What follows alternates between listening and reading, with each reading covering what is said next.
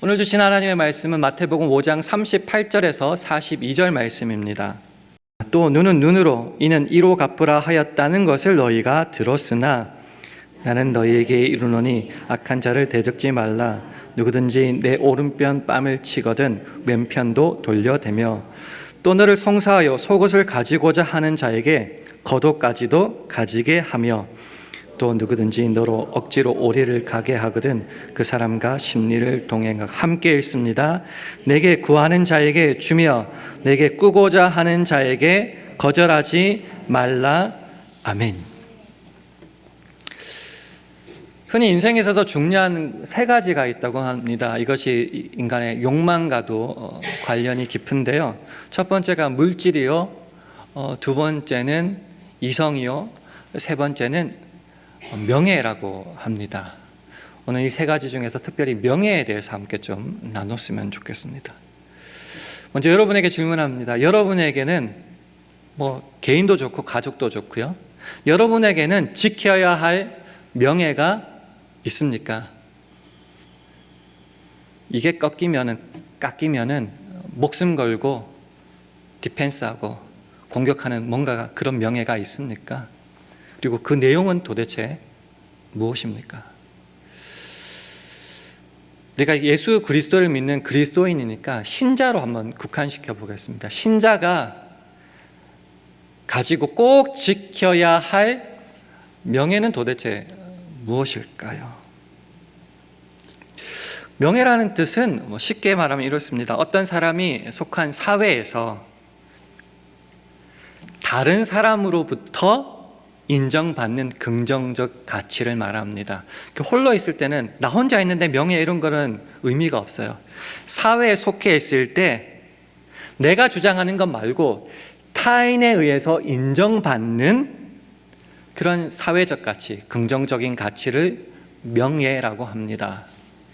이 명예에 반대되는 개념이 수치라는 거죠. 영어로 하면 honor and shame이 되는 겁니다. 신약 성경이 쓰여졌던 1세기의 고대 근동 지중해 그레코 로만 월드, 그러니까 니어리스트 지방인데 문화적으로는 그리스 문화였고요, 지배로는 로마가 다스리고 있었죠. 그런 세상에서 가장 중요했던 패러다임이 뭐냐면은 명예와 수치였습니다. 쉽게 말하면 내 명예가 인정받지 못하고 지켜지지 못할 때 그것은 곧바로 수치를 당하고 있는 거라고 생각했기 때문에 목숨을 걸었다는 거죠. 살아있는 것보다 이 명예가 꺾이는 것이 더 치욕스러웠다라는 겁니다. 쉽게 예를 들면 이런 겁니다. 남이 나한테 해코지를 했어요.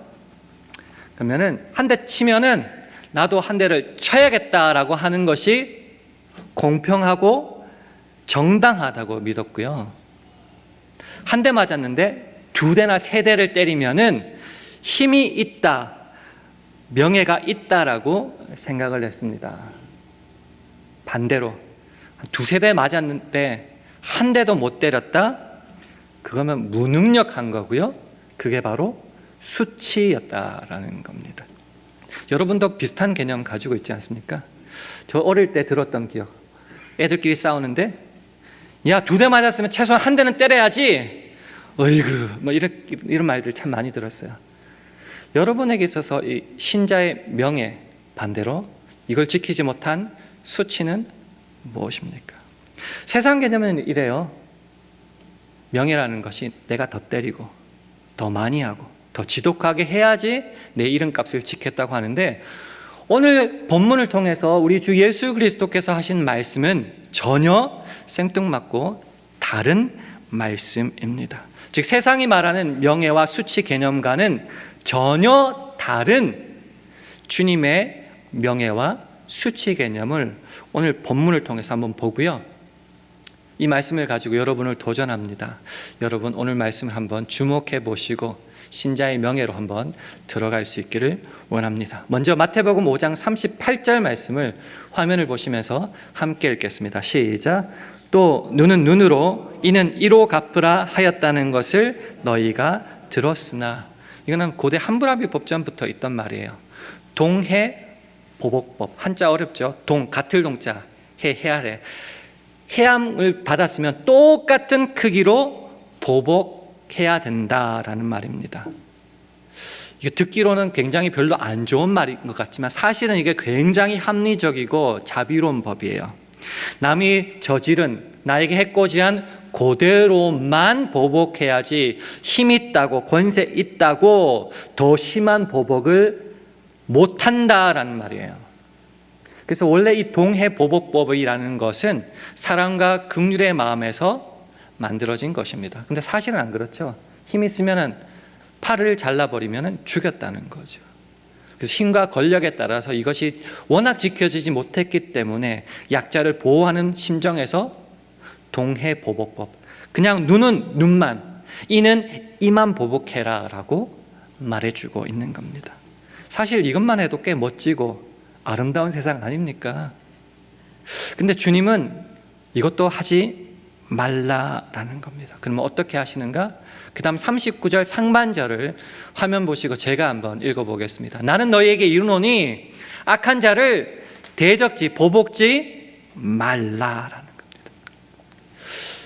이거 미치고 발작 뛸 노릇입니다. 그죠? 내가 당했는데 왜 보복하지 말고 대적하지 말라고 하는가? 사실 인생을 좀 살다 보면 깨닫는 게 있어요. 당했다고 보복하고 대적한다고 문제는 해결되지 않더라라는 겁니다. 이 보복의 사슬이 도대체 몇 대까지 흘러가는지 몰라요.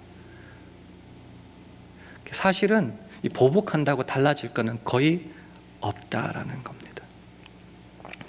그러면 예수님께서 말씀하시는 이 신자의 명예를 지키는 방법은 도대체 뭔가? 그 39절 하반절부터 42절까지 나오는데요. 화면을 보시고 다시 한번 교독해 보겠습니다. 시작. 내 오른편 뺨을 치거든 왼편도 돌려대며 또 너를 송사하여 속옷을 가지고자 하는 자에게 겉옷까지도 가지게 하며 또 누구든지 너로 억지로 오리를 가게 하거든 그 사람과 심리를 동행하고 내게 구하는 자에게 주며 내게 꾸고자 하는 자에게 거절하지 말라. 하나씩 좀 한번 살펴볼게요. 첫 번째, 많이 들어보셨던 말입니다. 네 오른편 뺨을 치거든 왼편도 돌려대라. 한번 생각해 보셔야 돼요. 여러분의 오른편 뺨, 그러면 저한테는 이쪽이겠죠? 이쪽 뺨을 상대가 때리려면 어떻게 해야 되죠? 두 가지 방법밖에 없어요. 왼손을 사용하거나 오른손 어떻게 사용해요? 손 등으로 쳐야 되는 거죠. 근데 고대 근동에서 왼손은 부정한 손이죠. 이렇게 사용하지 않아요. 화장실 갈 때 빼고는. 그럼 오른손만 사용해야 된다는 거죠. 근데 오른손으로 상대를 때리면 무슨 뺨이에요? 왼쪽 뺨이죠. 그럼 오른쪽 뺨이라는 건 뭐죠? 이렇게 되는 게 이렇게. 손등으로 때리는 것의 의미는 분명합니다. 너와 나는 격이 안 맞다. 너는 내가 종 취급한다 이런 말이에요. 굉장한 무시죠. 같은 사람인데 너는 나한테 정도밖에 안 돼. 넌 나랑 급이 틀려라는 말이죠. 이렇게 때리는 겁니다. 이건 정말 심한 모욕입니다. 근데 어떻게 하라고요? 그 맞으면은 너도 뺨을 때리지 말고 다른 쪽 뺨을 대라라는 말입니다. 상대는 나에게 최고의 수치로 대했는데 나는 그러지 않겠다라는 거. 이거는 놀랄 만한 표현입니다. 두 번째가 속옷을 가지고자 하는 자에게 겉옷까지 주어라라는 겁니다. 이 겉옷의 개념은 쉽게 생각하면 모포와 같은 개념이에요. 그 무슨 말이냐면요, 사막 기후기 때문에 저녁에는 춥잖아요. 그러면 자야 되는데 가난한 사람이 이불 같은 그런 개념이 없어요. 그럼 못 입고 자요. 이 겉옷을 모포로 삼는 겁니다.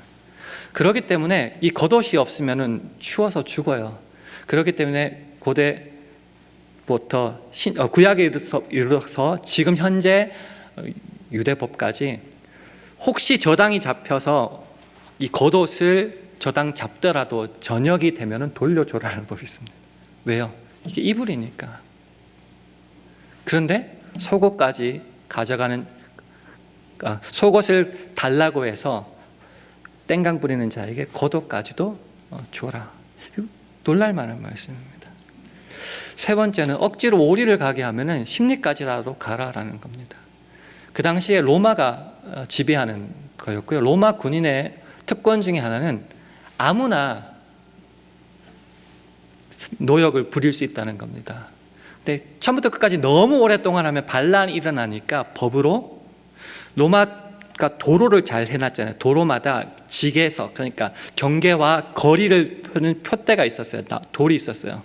그래서 쉽게 말하면 2km 이상은 못하지만 2km까지는 아무나 부려먹을 수 있도록 법을 정해놨어요. 그게 바로 여기서 말하는 올이라는 개념입니다. 로마 군인이 나를 열심히 잘 가고 있는데, 일하러 가고 있는데 나를 함부로 부역을 해서 가자라고 하더라도 원래는 가야 돼요. 근데 어떻게 해요? 오리가 아니라 아예 심리까지라도 가주어라. 어떻게 생각하세요? 좀 다른 개념 같아요. 네 번째, 구하는 자에게 주며 네게 꾸고자 하는 자에게 거절하지 말라. 조금 더 뜻을 분명하기 위해서요, 똑같은 구절을 누가복음 6장 30절은 이렇게 말합니다. 물론 네게 구하는 자에게 주며, 줘라는 거죠. 네 것을 가져가는 자에게 다시 달라지 말며. 예수님의 말씀입니다. 어떻게 여러분 이 반응에 뭐 할 수 있겠습니까? 조금 더 이렇게 좀 국한시켜 볼게요. 왼뺨, 오른뺨, 여러분의 신체에 관한 거죠. 신체에 관한 것. 속옷과 겉옷은 이제 물질에 관한 것이라고 생각하면 좀 쉬울 것 같습니다. 그리고 오리나 심리라는 이야기는 여러분의 신체적 자유에 관한 문제고요. 달라고 하고 끄고자 하는 거기는 여러분의 마음에 관련된 문제입니다. 여기에서 그 요구보다 넘치도록 자발적으로 하라라고 명령하십니다. 그것이 예수의 제자라면, 신자라면 해야 될, 지켜야 될 명예다라고 말씀하시는 겁니다. 이게 사실 이게 남들이 하면은 멋있다고 박수를 쳐주는데 이게 나에게 주어진 일이라고 생각할 때는 이건 미치고 팔짝 뛸 노릇입니다. 이게 부담 정도가 아니죠. 이거는 정말 이거 어떻게 될지 모르겠습니다. 좀 사족이지만은 어떤 선교사님이 이 말씀을 설교를 하셨대요. 그러니 그 다음날 온 동네 사람들이 와서 선교사님 집안의 물건을 다 가져갔대요. 이대로 했다고. 실제로 그런 일이 벌어지면 여러분은 감당하실 수 있겠습니까? 이것을 어떻게 이해해야 될까? 예수님의 말씀, 다른 말씀을 한번 가져와서 한번 확인해 봤으면 좋겠습니다. 마태복음 18장 21절, 22절 말씀인데요. 화면을 보시면서 우리 함께 읽도록 하겠습니다. 시작. 그때 베드로가 나와 가로되 주여, 형제가 내게 죄를 범하면 몇 번이나 용서하여 주리이까? 7번까지 하오리이까? 예수께서 가라사대 네게 이르노니 7번뿐 아니라 70번씩 7번이라도 할지니라. 아멘. 원래 유대법은 3번까지는 용서해 주라는 게 법이었어요. 근데 베드로는 예수 믿는 수제자니까 7번을 말했다고. 이것도 솔직히 힘들잖아요. 이렇게 생각하시면 편해요. 똑같은 것 반복하여 죄를 저지를 때 여러분 몇 번까지 용서해 줄 수 있습니까? 아니, 여러분의 자녀라면은 제일 사랑하니까 똑같은 거를 똑같이 저지르는데 몇 번까지 용서해 줄 수 있습니까? 베드로는 7번까지는 마음이 좀 넓었던 것 같아요. 예수님은 어떻게 했다고요? 70번씩 7번. 490번이 아니라 무한대로 사랑하라는 겁니다. 사실 우리의 삶을 되돌아보면은 사랑이나 용서에 있어서 리밋이라는 게 있는 것 같아요. 사람마다 좀 다르지만 리밋, 한계, 아니면 숫자 몇 번까지 이런 게 좀 있는 것 같습니다. 그래도 예수 믿는 자다고 이렇게 좀 넓은데 왜 한계와 숫자를 정할까 생각해 보니 이것 때문에라고 저는 생각합니다. 그거를 넘어섰을 때 내가 미치고 폭발해도 나는 변명거리가 있으니까 그러지 않을까 생각해 봅니다. 나 여기까지 참았어요. 나는 여기까지 베풀었어요. 근데 지금은 못하겠어요, 이 말이죠. 근데 여기까지는 했으니까 하나님 앞에, 사람 앞에 변명거리 핑계거리는 되니까 한계, 리밋, 숫자를 정해놓는 것 같습니다. 근데 예수님은 제한 없이 끝까지 한번 용서하고 사랑하라고 합니다. 오늘 본문 말씀을 보면 대적하지 말고 보복하지 말고 오히려 자발적으로 기꺼이 사랑하고 더 크게 베풀고 그것도 제한 없이 하라. 이거 어떻게 가능한가? 그래서 70번씩 7번 예를 드신 후에 그 밑에 이런 이야기를 합니다. 1만 달란트 빚진 종에 대한 이야기입니다. 여러분 잘 아시니까 우선 내용은 생략하고요. 1만 달란트 빚은 감히 상상조차 할 수 없는 빚입니다. 근데 이 빚을 왜 임금은 탕감, 용서해 주었을까? 이게 가장 핵심이에요. 이것을 이해하면 오늘 모든 말씀이 이해됩니다. 그 답은 마태복음 18장 27절에 나와 있습니다. 화면을 보시면서 함께 읽겠습니다. 시작. 그 종의 주인이 불쌍히 여겨 놓아 보내며 그 빚을 탕감하여 주었더니, 심플해요. 답은 불쌍히 여겼다. Felt compassion이라는 겁니다. 돈 몇백억, 몇천억이 되는 돈이에요. 그 1만 달란트 빚보다 이 종을 불쌍히 여기는 마음이 더 컸다. 심플해요. 딱 한 가지 이유. 불쌍했다. 그래서 어떻게 했다고요? 이유도 따지지도 않고 그냥 탕감해 주었다. 이게 명령, 의무로 다가올 때는 못합니다. 이거는 미친 짓입니다. 그러나 이것 때문에 가능합니다. 예수님께서 먼저 본을 보여주셨고 그 사랑이 우리 안에 있기에 가능합니다. 로마서 3장 25절은 말합니다. 이 예수를 하나님이 그의 피로 인하여 믿음으로 말미암는 화목 제물로 세우셨으니, 여기서부터 중요해요. 이는 하나님께서 길이 참으시는 중에 전에 지은 죄를 간과하심으로 자기의 의로우심을 나타내려 하심이니. 저는 이렇게 번역하고 싶어요. 하나님의 영광, 하나님의 명예를 지키시는 방법, 하나님의 명예로 살아가시는 방법이 뭔가? 저와 여러분의 지었던 모든 죄를 간과 그냥 넘어갔다라는 겁니다. 근데 되게 재미있는 말 있죠. 길이 참으시는 중에. 자녀가 나한테, 부모에게 잘못할 때 그냥 못 넘어가요. 참아야 되잖아요. 똑같은 거 2번, 3번, 4번, 5, 6번, 10번, 20번 하면은요 미치잖아요. 그럴 때 우리에게 필요한 게 뭐죠? 길이 참는 겁니다. 그리고 그 자녀의 죄를 어떻게 해요? 넘어갔다는 거죠. 간과했다는 거죠. 왜 그러는가? 자기의 의로우심. 오늘 제가 표현하고 싶은 말은 하나님의 명예를 그렇게 우리들에게 무한대로 보여주셨다라는 겁니다. 우리 행한 그대로 심판하지 않고 정죄하지 않고, 아니 명예를 지키기 위해서 내가 그렇게까지 말하고 사랑해 줬는데 그것밖에 못해? 몇 배나 더 갚으시지 않으시고 오히려 불쌍히 여기셔서, 긍휼히 여기셔서, 자비로우셔서 하나님의 의로우심을, 하나님의 명예를 예수 그리스도의 십자가로, 죽음으로까지 나타내 보여주셨다. 그래서 이 긍휼하심에 대하여 디도서 3장 4절 5절은 이렇게 말합니다. 화면을 보시면서 함께 읽겠습니다. 시작.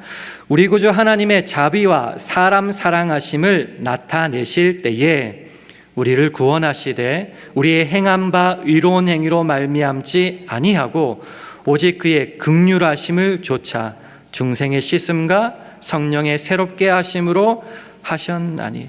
하나님의 그 mercy, 자비, 긍휼하심, 불쌍히 여기심, 그리고 그래서 우리 사람을 사랑하심이 어떻게 나타났는가? 우리의 행인 바 어떠한 의로운 행위, 대가, 공로로 하시지 않고 오직 그의 긍휼하심, 자비하심, 멀시를 쫓아서 우리를 구원해 주셨다. 이게 핵심입니다. 우리가 오늘 왜 예배할 수 있죠? 왜 하나님을 아버지라 부르고 주님이라고 고백할 수 있습니까? 그 사랑을 받아서, 그 사랑이 내 안에 있어서, 나는 죽고 예수가 영원토록 내 속에 살아 계시기 때문에 비로소 예배할 수 있고 아버지라고 말할 수 있는 것 아닙니까?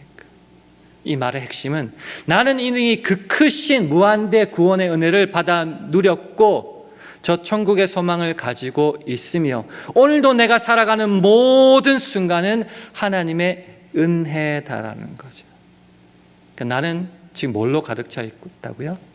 주의 사랑으로 이미 가득 차 있다. 그러니까 그 하나님의 사랑을 누린 자, 가진 자, 맛본 자, 충만한 자. 충만의 뜻은 뭐죠? overflowing이라고 말씀드립니다. 넘친 겁니다. 가득 찬 게 아니고요, 흘러 넘치는 게 overflowing이에요. 충만해요. 내가 무엇은 말을 하고 표정을 짓고 할 때에도 무조건 주의 사랑이 흘러 넘치니까 의무가 아니고 억지로 아니라 자연스럽게 내 속에 흘러 넘치는 사랑으로 뭐라고 있다고요? 왼뺨도 돌려내고 심리도 가고 겉옷도 주고 꾸고 자는 자에게 그냥 준다, 줄 수 있다라는 겁니다. 그래서 신자들에게 주신 새 계명이 뭔가요? 요한복음 13장 34절은 말하기를 새 계명을 너에게 준다, 주노니 뭐라고요? 서로 사랑하라. 어떻게 사랑할 수 있어요? 내가 너희를 사랑한 것 같이. 이게 중요한 말이에요. 내가 이미 너를 어떻게 사랑하였고 어떻게 구원하였고 어떻게 너 속에서 역사하는지 그것을 가지고 누린 자답게 어떻게 하라고요? 너희도 서로 사랑하라. 본도 보여주셨고 채워주셨고 충만케 하여 주셔서 자연스럽게 할 수 있다라는 말이에요. 자주 말씀드리지만 너희는 세상의 빛이다, 너희는 세상의 소금이다 의무가 아니라 이미 그렇게 만들어 주셨기 때문에, 능력을 주셨기 때문에 우리는 명령을 따라서 행할 수 있다라는 겁니다. 그래서 신자의 명예를 지키기 위해서는요, 항상 시선을 말씀드리는데, 우리 시선을 상대가 나에게 해코지한 그 행동, 말, 손에 그 상처, 자존심 상함에 두면은 절대로 못합니다. 그럼 우리가 시선을 어디에 둬야 되는가? 날 위해 십자가에 죽기까지 하신, 지금도 역사하셔서 내 속에 거하시는 그 주님께 우리의 시선을 둘 때야만이 이 말씀하신 신자의 명예를 넉넉히 지킬 수 있다는 겁니다. 사실 따지고 보면 남이 나에게 해코지한 것은 명백한 사실이고 스카 그 흔적도 있지 않습니까? 그렇지만 우리를 나보다 더 사랑하시는 주님의 은혜로 말미암아 restore, 회복, 소생되었다는 겁니다. 우리가 잘 아는 시편 23편 3절은 이렇게 말하죠. 내 영혼을 소생시켜주고, 유일하게 나오는 소생, restore이라는 말인데요, 회복시켜 주셨다는 것, 채워 주셨다는 겁니다. 무엇보다도요, 내가 받았던 그 해코지 상처보다 더 크게 회복시켜 주셔서요, 선물이 더 크니까 나는 너무너무 기쁘고 행복하다는 거예요. 그래서 어떻게 한다고요? 그 상처를 바라보지 않고 더 큰 은혜 속에 오늘을 살아갈 수 있다. 그래서 결론적으로 보복을 중단할 수 있고, 한 대 맞았으니까 자존심 때문에 두 대를 치는 게 아니라 사랑하고 섬기고 대접할 수 있다라는 겁니다. 뭐 때문에요? 내가 잘나서요? 아니요. 내 속에 흘러넘치는 그 주님의 사랑 때문입니다. 그래서 마지막으로 우리가 에베소서 5장 1절 2절 말씀을 함께 봤으면 좋겠습니다. 화면을 보시고 함께 읽겠습니다. 시작. 그러므로 사랑을 입은 자녀같이 너희는 하나님을 본받는 자가 되고 그리스도께서 너희를 사랑하신 것 같이 너희도 사랑 가운데서 행하라. 그는 우리를 위하여 자신을 버리사 향기로운 제물과 생축으로 하나님께 드리셨느니라. 아멘.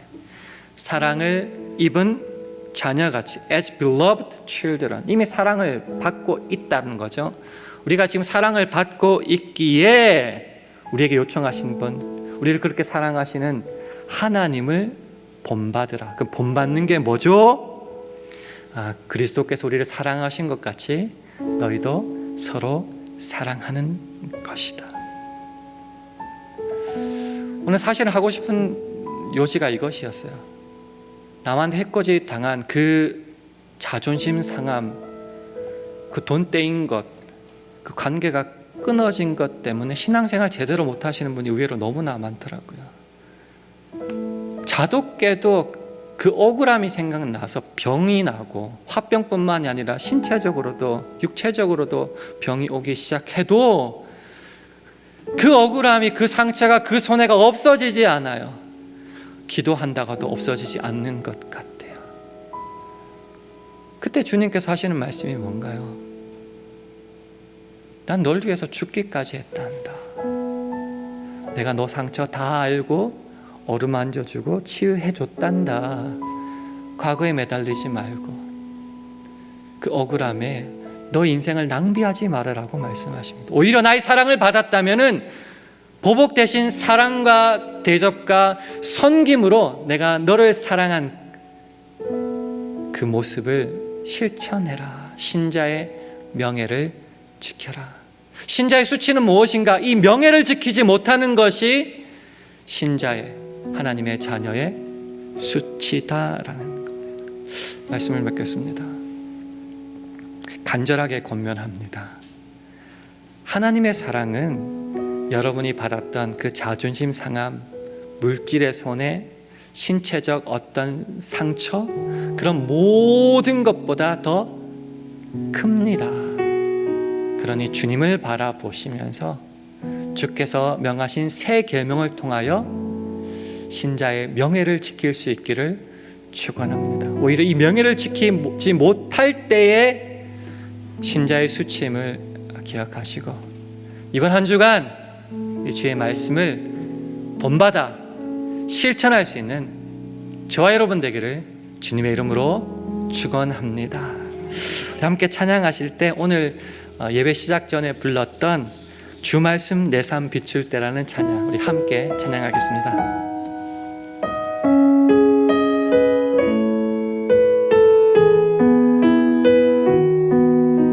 주 말씀 내 삶 비출 때, 주 말씀 내 삶 비출 때 감사하게 하소서, 감사하게 하소서. 내게 주신 말씀, 그 말씀을 따라 살아가게 하소서. 주 말씀 내 삶 비출 때, 주 말씀 내 삶 비출 때 겸손하게 하소서, 겸손하게 하소서. 내게 주신 말씀 나의 삶 되어 주를 닮게 하. 주의 말씀은, 주의 말씀은 내 발의 등이요 내 길의 빛이 되시니, 그 말씀 따라 한 걸음 또 한 걸음 살아가게 하소서. 주 말씀 내 삶 비출 때, 주 말씀 내 삶 비출 때 예배하게 하소서, 예배하게 하소서. 나의 모든 삶 향기로운 제물 되어 예배하게 하. 주의 말씀은, 주의 말씀은 내 발의 등이요 내 길의 빛이 되시니, 그 말씀 따라 한 걸음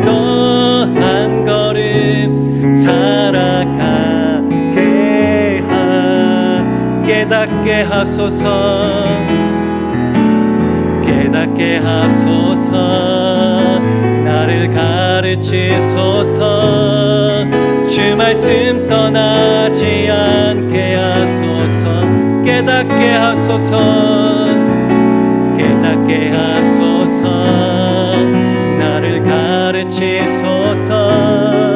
주 말씀 떠나지 않게 하소서. 주의 말씀은